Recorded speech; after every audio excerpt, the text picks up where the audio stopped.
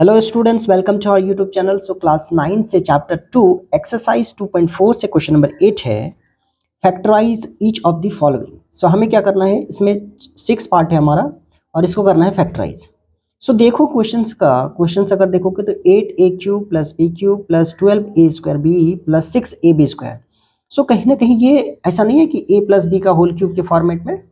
सो देखो कि अगर a प्लस बी का होल क्यूब की फॉर्मूला अगर देखें तो वो क्या है, a³ plus b³ plus 3a² b plus 3ab²। तो कहीं ना कहीं देखो कि ये भी हमारे स्क्वायर क्यूब के फॉर्मेट में है, ये भी क्यूब के फॉर्मेट में है और ये स्क्वायर के फॉर्मेट में है और कहीं ना कहीं ये भी स्क्वायर के फॉर्मेट में है। सो हमें इस क्वेश्चन में करना क्या है, यानी हमें इस फॉर्मेट में लेके आना है, यानी ये वाला जो है इसको हमें इसमें करना है। ठीक है, तो अब हम करेंगे कैसे, तो देखो यहाँ पे a³ और b³, तो इसका हमें होल क्यूब पता करना पड़ेगा, यानी a प्लस बी का होल क्यूब पता करना पड़ेगा। तो अगर मैं 8a³ को होल क्यूब के फॉर्मेट में लिखूं तो क्या लिखूंगा मैं लिख सकता हूँ 2a का होल क्यूब, ये मैं लिख सकता हूँ, प्लस अगर मैं इसको क्या लिखूँ b का होल क्यूब में, तो b का होल क्यूब आ जाएगा यहाँ पे। अब मेरे पास a और b का वैल्यू पता चल गया, यहाँ पे क्या पता चल गया, a और b का वैल्यू पता चल गया। तो a इक्वल टू कितना आ गया 2a, अब b इक्वल टू कितना आ गया, तो b इक्वल टू आ गया b। ठीक है, तो ये हमें पता चल गया। अब हम लोग इस फॉर्मेट में लिख सकते हैं, तो यहाँ पे क्या लिख दिया, a³ plus b³ plus 3a² b, तो 3a², तो 3a² का मतलब ये पहला वाला 3a² यानी 2a का स्क्वायर, b का वैल्यू है b, तो 3a² b प्लस 3ab², तो a का वैल्यू कितना है 2a और b² का वैल्यू b² यहाँ पे। ठीक है, अभी चेक करो कि 3 इंटू यहाँ पे 2 का स्क्वायर कितना हो जाएगा 4, तो 3 4 जा 12 और a² b, तो हमारा यही पार्ट आ रहा है। इसका मतलब है हमने सही करा है, तो अब हमारा इसको हमने इस फॉर्मेट में लिख लिया, यानी क्यूब के फॉर्मेट में लिख लिया। तो अब हम लोग इसको यहाँ से हम लोग इसमें आ सकते हैं। ठीक है, तो अब हम लोग क्या लिख सकते हैं यहाँ से, equal to 2a plus B का whole cube, 2a plus B का होल क्यूब। और होल क्यूब का मतलब है, जब हमें फैक्टराइज पूछा तो होल क्यूब का मतलब है इसको 3 टाइम्स लिख लो मल्टीप्लिकेशन के फॉर्म में, तो 2a plus B into 2a plus B into 2a plus B, और यही हो जाएगा क्वेश्चन नंबर 8 का फर्स्ट पार्ट का आंसर। सो करते हैं इसका सेकंड पार्ट। इसका सेकंड पार्ट है 8a³ minus b³ minus 12a² b plus 6ab²। इस क्वेश्चन का चेहरा देखते हुए आपको क्या अंदाजा नहीं लग रहा कि a माइनस बी का होल क्यूब की जैसा है।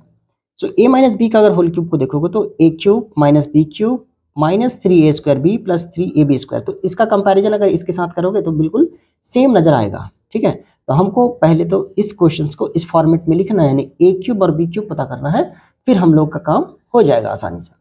तो इसको मैं 8a³ को क्या लिख सकते हैं, 2a का होल क्यूब लिख सकते हैं, और यहाँ पे माइनस b³ लिख सकते हैं इसको, और फॉर्मूला क्या था माइनस 3a² b, तो 3 इंटू a का वैल्यू हमारे पास क्या पता चल गया, a इक्वल टू हो जाएगा 2a, अब b इक्वल टू हमारे पास क्या हो जाएगा b, 3a², तो a² की जगह पे हम लोग क्या लिख सकते हैं 2a का स्क्वायर इंटू b के जगह पे हमारा b आ जाएगा प्लस 3ab², 3ab, तो a का वैल्यू है 2a, b का स्क्वायर है b। ठीक है, b का वैल्यू है b²। सो यहाँ से हम लोग क्या लिख सकते हैं इसको, a माइनस बी का होल क्यूब, क्योंकि देखो अभी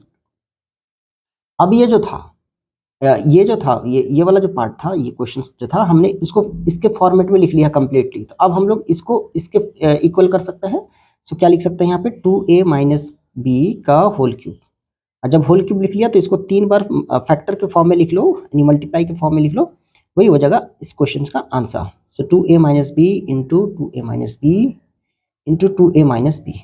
सो 8 का सेकंड पार्ट का आंसर हो गया ये।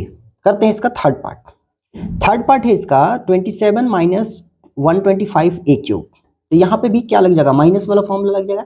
सिर्फ मेन पर्पस यहाँ पे ये है कि इसको हमें क्यूब के फॉर्म में लिखना है। ठीक है, जो होल क्यूब के फॉर्म में नहीं है। तो 3 का होल क्यूब क्या हो जाएगा, यानी सॉरी 27 का होल क्यूब क्या हो जाएगा, 3 हो जाएगा। तो 3 का क्यूब 3 इंटू 3 जब करेंगे तो 27 आता है, माइनस 125 का क्या आ जाएगा, देखोगे 125 को 5 इंटू 5 करोगे तो ये कितना जाएगा, 5 5 जा 25 इंटू 5 करोगे तो 125 आ जाता है। सो यहाँ से हम लोग लिख सकते हैं 5a का होल क्यूब, और माइनस उसके बाद फॉर्मूला आ जाएगा 3a² b। तो 3a², a² का मतलब है 3 का स्क्वायर इंटू b का मतलब है 5a प्लस 3ab²। तो 3a का वैल्यू है 3 और b का वैल्यू है 5a का होल स्क्वायर। ठीक है, तो यहाँ से हमारा a इक्वल टू आ गया 3 और b इक्वल टू कितना आ गया, b इक्वल टू आ गया 5a। ठीक है, ये चीज़ अगर आप लिखना चाहो तो लिख सकते हैं क्योंकि ये यहाँ से चीज़ें आ रही है। सो इसका आंसर कितना हो जाएगा, अब इस फॉर्मेट में हमने लिख दिया इसको क्यूब के फॉर्मेट में, तो अब हम लोग डायरेक्ट फॉर्मूला के फैक्टर के फॉर्म में लिख सकते हैं 3 माइनस 5a का होल क्यूब। अब जब हमने एक बार क्यूब में लिख दिया तो क्यूब का मतलब है 3 टाइम्स मल्टीप्लीकेशन, तो इसको 3 टाइम्स फैक्टर के फॉर्म में लिख सकते हैं 3 minus 5a into 3 minus 5a into 3 minus 5a। ठीक है, so it's a easy question. So ये हो जाएगा आंसर क्वेश्चन नंबर 8 का पार्ट 3 का। करते हैं इसका नेक्स्ट पार्ट। फोर्थ है इसका 64a³ minus 27b³ minus 144a²b plus 108ab²। तो आपको लास्ट में यहाँ पे प्लस माइनस देख के पता कर लेना है कि ये प्लस वाला फॉर्मूला में है या माइनस वाला में। देखो प्लस वाले में तो कुछ भी नहीं है, सारे में प्लस आ जाएगा, माइनस वाले में सिर्फ माइनस का टर्म्स रहेगा, तो ये माइनस का है, मतलब a माइनस b का होल क्यूब लाना है। सो 64 को पहले क्यूब करते तो 64 का कितना हो जाएगा 4a का होल क्यूब, ये हो जाएगा 4a। 27 कितना आ जाएगा, तो ये माइनस रहेगा, यहाँ पे 27 आ जाएगा 3b का होल क्यूब। तो हमारा काम यही था कि a³ b³ पता कर लिया, उसके बाद यहाँ पे लिख देंगे कि a का वैल्यू हो जाएगा 4a और b का वैल्यू हो जाएगा 3b।